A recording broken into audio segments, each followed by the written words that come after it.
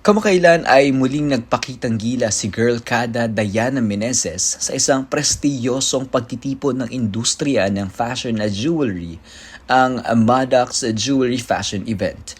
Bagamat kilala ang event sa pagpapakita ng kanilang mga mamahaling alahas, hindi rito nakaligtaan ang kasiyahan at entertainment kung saan tampok ang mga kilalang personalidad mula sa entertainment industry. Si Diana na nakilala sa kanyang karisma at mahusay na stage presence ay kabilang sa lineup ng mga celebrity models na nagpakita ng pinakabagong koleksyon ng nasabing jewelry collections.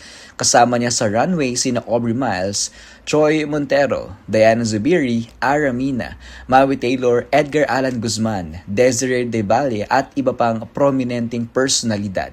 Ipinakita nila ang ganda at kislap ng mga alahas sa pamamagitan ng kanilang elegante at makabagong pagpapakita na nagbigay ng isang kakaibang glamour sa event.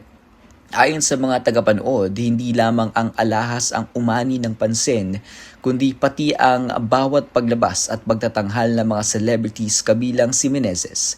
Ang event ay naging isang perpektong kombinasyon ng fashion, art, and entertainment na nagbigay daan upang higit na mapalapit ang brand sa kanilang mga taga-suporta at kliyente.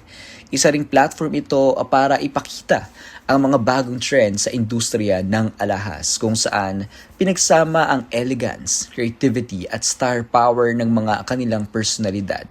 Sa ganitong pagkakataon, muli ring naipakita ni Menezes ang kanyang talento at kahusayan sa entablado na nagpapatunay na siya ay hindi lamang isang artista kundi isang versatile na entertainer, singer at dancer.